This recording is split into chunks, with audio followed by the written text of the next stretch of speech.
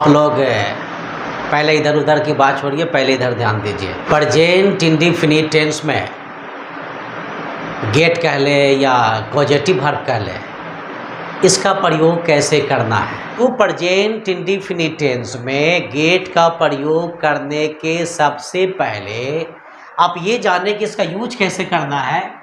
तो इसमें यह कहा गया है कि अगर डायरेक्ट ऑब्जेक्ट के बाद वर्ब के अंत में वाता है, वाती है, वाते हों अगर लगे हों, तो हम ऐसी परिस्थिति में प्रेजेंट इंडेफिनिट टेंस में हम गेट का प्रयोग करेंगे। लेकिन प्रेजेंट इंडेफिनिट टेंस में गेट का प्रयोग करने के पहले सबसे पहले आप ये ध्यान दें कि डायरेक्ट ऑब्जेक्ट होता क्या है। मानव जाति को छोड़कर जितने भी पेड़ पौधे हैं या निर्जीव वस्तु हैं या आप यूँ कह लें कि नॉन लिविंग थिंग्स है, उसी को डायरेक्ट ऑब्जेक्ट कहा जाता है। अब जैसे कि हम आपके सामने में एक एग्जांपल डाल रहा हूँ, थोड़ा सा गौर करेंगे। वे लोग पत्र लिखवाते हैं। अब जैसे कि मैं आपको अभी थोड़ी देर पहले ये बताया कि प्रेजेंट इंडेफिनिट टेंस में गेट का प्रयोग करने के पहले सबसे पहले आप लोगों को ये पहचानने आना चाहिए कि डायरेक्ट ऑब्जेक्ट क्या होता है बेटा। तो डायरेक्ट ऑब्जेक्ट का सबसे आसान तरीका यह है कि दुनिया में जितने भी निर्जीव वस्तु हैं, पेड़ है, पौधे हैं, पशु है, पक्षी हैं, इन सबको क्या कहा जाता है, डायरेक्ट ऑब्जेक्ट कहा जाता है। लेकिन ये जो मेरा क्वेश्चन है कि वे लोग पत्र लिखवाते हैं, तो इस क्वेश्चन में ये डायरेक्ट ऑब्जेक्ट कौन हो जाएगा, ये पत्र, यानी क्योंकि ये निर्जीव वस्तु है। और ये जो लिखवाना क्या है बेटा, क्या है, ये वर्ब है। वर्ब के अंत में क्या है, ये वाते हैं। अगर इस क्वेश्चन में ये निर्जीव वस्तु नहीं होता, यानी यहाँ पर ये डायरेक्ट ऑब्जेक्ट नहीं होता और ये वर्ब के अंत में वाते हैं अगर नहीं होता, तो ये क्वेश्चन किसी भी कीमत पर ये गेट के नियम पर नहीं बनता। थोड़ा सा ठीक से बैठिए आप।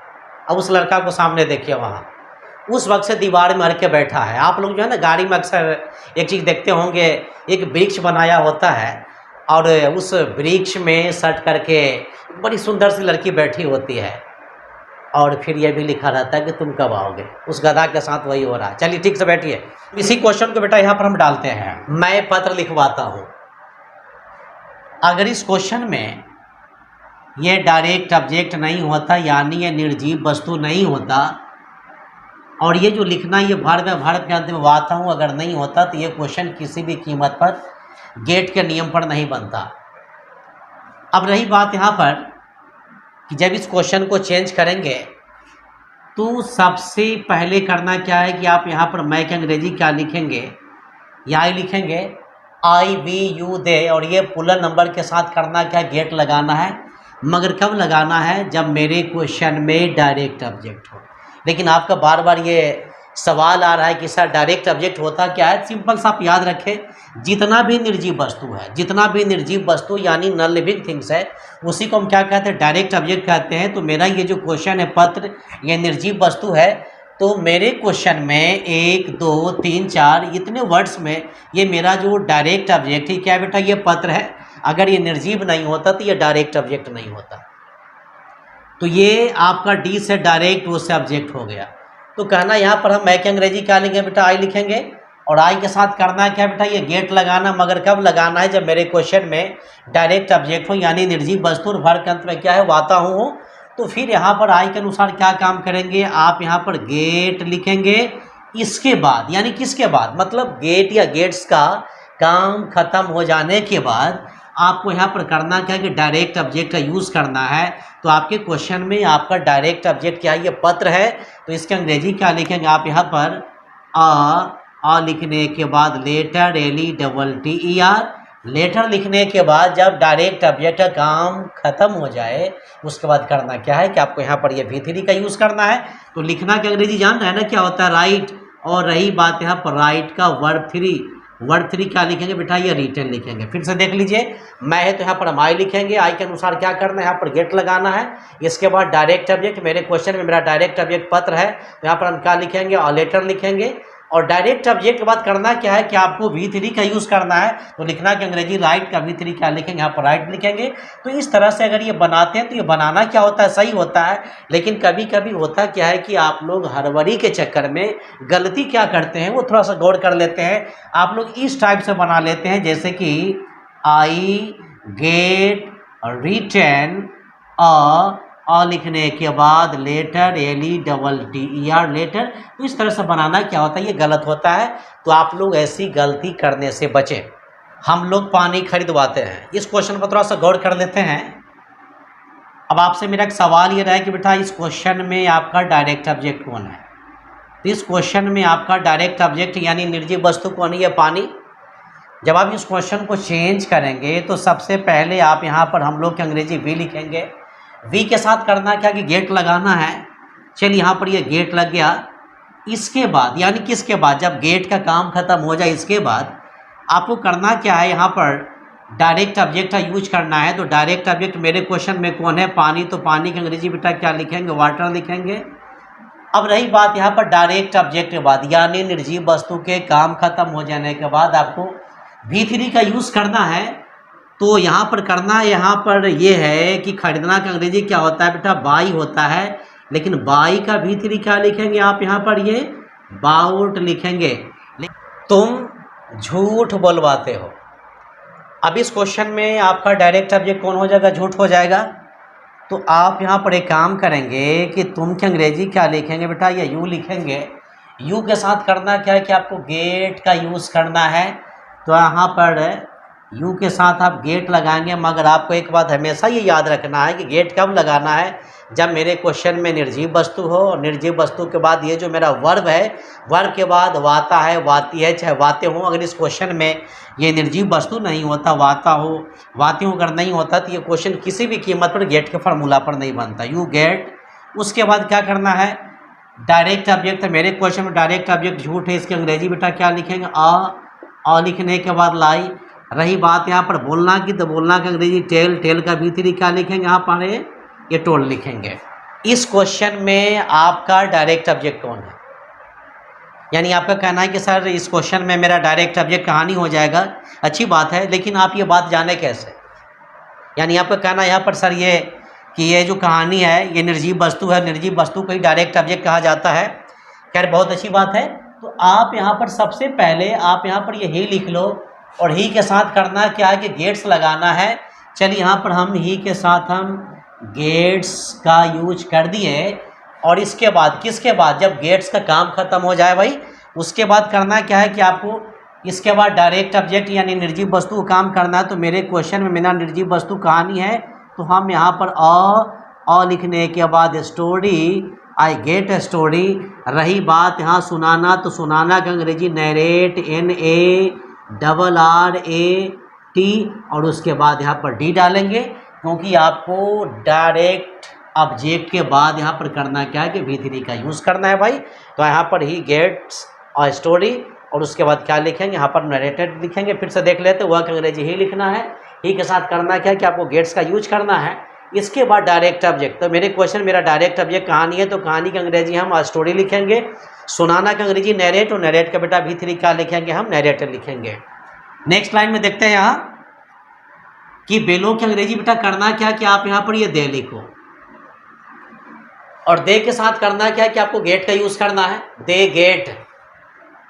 मगर फिर वही सवाल कि आप यहाँ पर गेट क्यों लगाए, बस सीधा सा जवाब दीजिए आप यहाँ पर कि सर यहाँ पर अगर डायरेक्ट ऑब्जेक्ट नहीं होता, ये चाय नहीं होता, और ये अंत में जो वाते हैं लगा हुआ है, अगर ये नहीं होता तो ये क्वेश्चन किसी भी कीमत पर ये गेट के नियम पर नहीं बनता।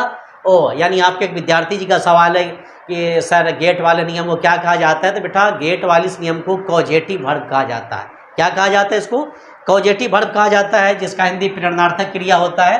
तो बेलो का अंग्रेजी क्या लिखेंगे, यहाँ पर आप दे लिखेंगे। दे के साथ करना क्या, गेट लगाना है। इसके बाद यानी किसके बाद, यानी गेट से काम खत्म होने के बाद आपको डायरेक्ट ऑब्जेक्ट लगाना है। तो चाय का अंग्रेजी यहाँ पर हम टी लिखेंगे।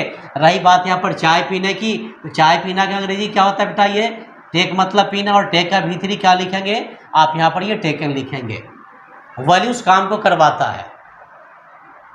इस क्वेश्चन में उस काम को ये मेरा डायरेक्ट ऑब्जेक्ट हो जाएगा। तो यहाँ पर आप यहाँ पर क्या काम करेंगे भाई, वली का वली लिखेंगे। वली क्या बेटा, ये नेम है, किसी लड़के का नाम है। नेम के साथ क्या करना है आपको बेटा, ये गेट्स का यूज़ करना है।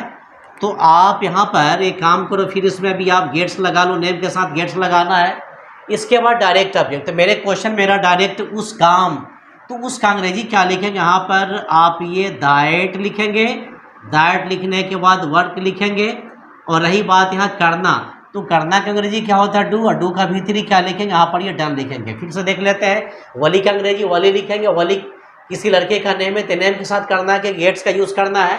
इसके बाद डायरेक्ट ऑब्जेक्ट, मेरे क्वेश्चन मेरा डायरेक्ट ऑब्जेक्ट कौन हो जाएगा, ये उस काम। तो यहाँ पर आप दैट वर्क लिखेंगे। रही बात करना की, तो करना का अंग्रेजी बेटा डू, और डू का भीतरी क्या लिखेंगे, ये डन लिखेंगे। वह कलम खरीदवाती है, तो वह के अंग्रेजी क्या लिखेंगे, सी। सी के साथ क्या करना, गेट्स लगाना है। तो आप यहाँ पर भाई गेट्स लिख लीजिए। इसके बाद यानी गेट्स के काम खत्म होने के बाद इसके बाद आपको करना क्या कि डायरेक्ट ऑब्जेक्ट लगाना है। तो मेरे क्वेश्चन में मेरा डायरेक्ट ऑब्जेक्ट कौन है, ये कलम है। तो कलम का अंग्रेजी क्या लिखेंगे, हम पेन लिखेंगे। और खरीदना का अंग्रेजी बाई होता है, तो बाई का भीतरी खरीदना का अंग्रेजी बाई। अब आप यहाँ पर ये पता करो कि बाई का भीतरी बेटा क्या लिखना है, तो बाई का भीतरी आप यहाँ पर ये बाउट लिखेंगे, BOUGST। मेरे सामने से क्या विद्यार्थी जी का कंप्लेन आ रहा है कि सर आप इतना तो सिखाते चले, लेकिन सर हम तो भूलते चल रहे हैं। मेरा ये माइंड काम नहीं कर रहा है कि सर बार बार मैं भूल जाता हूँ या मैं क्यों नहीं फॉलो कर पाता। तो चलिए मैं आपके सवाल का जवाब देते हैं। अगर आपके साथ अगर ऐसा प्रॉब्लम अगर है, तो सबसे पहले बेटा एक काम करो, तुम काम यहाँ पर ये करना है कि सबसे पहले आप अपने क्वेश्चन में डायरेक्ट ऑब्जेक्ट चुन लो। पहले तुम निर्जीव वस्तु को चुनो। तो आपके क्वेश्चन में 1 2 3 ये 4 वर्ड्स है। ये चारों वर्ड में आपका ये डायरेक्ट ऑब्जेक्ट कौन है, निर्जीव वस्तु कौन है भाई, कलम। तो यहाँ पर DO लिख दो। अगर समझने की क्षमता आपके अंदर में, तो बार बार ये DO यानी डायरेक्ट ऑब्जेक्ट, डी से डायरेक्ट हो सब्जेक्ट, ये लिखना कोई जरूरी नहीं है। और ये खरीदना क्या है, ये आपका वर्ब है। खरीदना क्या बेटा, ये वर्ब है। अगर ये वर्ब के अंत में वाता है, वाती पहले यहाँ पर मुझे ये चुनना। अगर इस क्वेश्चन में ये निर्जीव वस्तु नहीं होता, ये कलम नहीं होता, और यहाँ पर ये वाती अगर नहीं होता, तो ये क्वेश्चन किसी भी कीमत पर गेट के नियम पर यानी कॉजेटिव वर्ब के नियम पर नहीं बनता। तो आपको बस यही करना है। अब जैसे करना क्या कि सबसे पहले आपको निर्जीव चुन लेना है। निर्जीव को अब ये चुन लेना कि मेरे वर्ब के अंदर वाता है, वाती है कि नहीं है। अगर है तो इस पर सिद्ध करो, नहीं रहेगा तो सिद्ध नहीं करना है। लेकिन आपके क्वेश्चन में तो डायरेक्ट ऑब्जेक्ट भी है, वाती भी है, तो फिर तो आपको सिद्ध करना पड़ेगा। अब यहाँ पर देखना यह है कि वह के अंग्रेजी क्या लिखेंगे, सी। अब आप अपने फार्मूला में सी खोजेंगे, तो आपके फार्मूला में सी यहाँ पर है, समझ में आ रहा है ना जी आपको। तो आपके क्वेश्चन में सी, आपके फार्मूला में सी यहाँ पर है, तो सी के साथ करना क्या, गेट्स लगाना है। तो सबसे पहले यहाँ पर वह का मानी हम सी लिखे, और सी के साथ यहाँ पर हम क्या कर दिए, गेट्स लिख दिए। और गेट्स इसलिए लिख दिए क्योंकि मेरे क्वेश्चन में निर्जीव वस्तु और वर्ब के अंत में क्या ये वाती है लगा हुआ है। अगर यहाँ पर ये सब नहीं होता तो लगाना कोई जरूरी नहीं होता। आगे देख लेते हैं। इसके बाद यानी गेट्स के काम खत्म होने के बाद चलिए यहाँ पर हमको करना क्या है कि डायरेक्ट ऑब्जेक्ट यानी निर्जीव वस्तु लगाना है। तो आपके क्वेश्चन में आपका डायरेक्ट ऑब्जेक्ट कलम है, तो आप पेन लिखेंगे। और रही बात खरीदना, तो खरीदना की अंग्रेजी बाई। अगर आपको बाई का वर्ड 3 पता है तो फिर लिख डालो, नहीं तो फिर आप हमसे पूछ लीजिए यहाँ पर। तो खरीदना की अंग्रेजी बाई, और बाई का भी तरीका लिखेंगे बाउट। तो जहाँ तक मेरा ख्याल हो रहा है कि आपका डाउट अब क्लियर हो जाना चाहिए। हम लोग कमरा साफ करवाते हैं। अब इस क्वेश्चन को देख लीजिए आप। चलिए अब नेक्स्ट स्टूडेंट का नंबर है बेटा, सबसे पीछे आपको खड़ा होना। अरे भाई हम आप ही को बोल रहे हैं। चलिए आपको यहाँ पर ये बताना है कि आपके क्वेश्चन में हम लोग कमरा साफ करवाते, इस क्वेश्चन में डायरेक्ट ऑब्जेक्ट कौन है। यानी कहना आपका यहाँ पर यह कि सर ये कमरा, बहुत अच्छा जवाब है आपका बेटा। चलिए अगला सवाल ये बतलाना है कि आप इस क्वेश्चन को इस नियम पर कब नहीं बनाते। तो आपका कहना है कि सर इस क्वेश्चन में अगर ये निर्जीव वस्तु नहीं होता और ये जो साफ करना है इसके अंत में वर्ब के अंत में वाते अगर नहीं होता, तो ये क्वेश्चन मतलब इस नियम पर सर नहीं बनता। चलिए बहुत बहुत अच्छा, आप बहुत अच्छा जवाब दे रहे भाई। तो यहाँ पर करना क्या कि आप हम लोग के अंग्रेजी क्या लिखेंगे, वी लिखेंगे। आपके फार्मूला में ये बी यहाँ पर है, बी यू देख रहे हैं ना आप। यहाँ बी के साथ क्या करेंगे, ये गेट लिखना है। हमको तो ऐसा लग रहा है कि आपको जैसे बनाते बनाते खुद ब खुद अभी आपको याद हो गया होगा। तो हम लोग अंग्रेजी वी लिखेंगे, वी के साथ गेट लगाना है। और इसके बाद करना क्या है कि डायरेक्ट ऑब्जेक्ट यानी निर्जीव वस्तु। तो आपके क्वेश्चन में आपका निर्जीव वस्तु कौन हो जाए, कमरा। वी गेट द रूम आप यहाँ पर अ का भी प्रयोग कर सकते हैं। और रही बात साफ करना तो क्लीन CLEAN और क्लीन का वर्ड तरीका लिखेंगे, आप यहाँ पर ये क्लीनेट लिखेंगे। अगली क्वेश्चन है, वह एक मकान बनवाता है। वह एक मकान बनवाता है, तो एक काम करो, सबसे पहले यहाँ पर आप वह एक मकान बनवा दो। सबसे पहले बेटा यहाँ पर वह की अंग्रेजी क्या लिखेंगे? ही लिखेंगे। ही के साथ करना क्या कि गेट्स का यूज करना है, तो आप यहाँ पर ये क्या लिखेंगे? ये गेट्स लिखेंगे, ही गेट्स। इसके बाद डायरेक्ट ऑब्जेक्ट, तो डायरेक्ट ऑब्जेक्ट कौन हो जाएगा मेरा? ये मकान। अ लिखने के बाद आप यहाँ पर हाउस लिखेंगे और बनाना की अंग्रेजी यहाँ पर बिल्ड, BUILD। अब आप यहाँ पर ये पता करो कि बिल्ड का V3 क्या होता है भाई। तो बिल्ड का V3 बेटा BUILT, BUIL, आपको यहाँ पर एल डालना है, BUILT लिखेंगे। तो इस तरह से आपका ये भी क्वेश्चन कंप्लीट हो गया। नेगेटिव सेंटेंस में करना क्या है आपको यहाँ पर कि आई बी यू दे और पुलर नंबर के साथ डू नॉट गेट का यूज़ करेंगे, और ही सीट नेम सिंगुलर नंबर के साथ डज नॉट गेट का यूज़ करेंगे। इसके बाद डायरेक्ट ऑब्जेक्ट तथा V3। अब ये जो क्वेश्चन है कि मैं कार मरम्मत नहीं करवाता, इस क्वेश्चन को थोड़ा सा गौर कर लीजिए। अब यहाँ पर करना यहाँ पर ये है कि आप यहाँ पर मैं के अंग्रेजी बेटा आई लिखेंगे, और नेगेटिव सेंटेंस में आई के साथ करना क्या है कि डू नॉट गेट का यूज़ करना है। अब आप यहाँ पर डू लिखेंगे, अब आप यहाँ पर डू नॉट गेट का यूज करेंगे।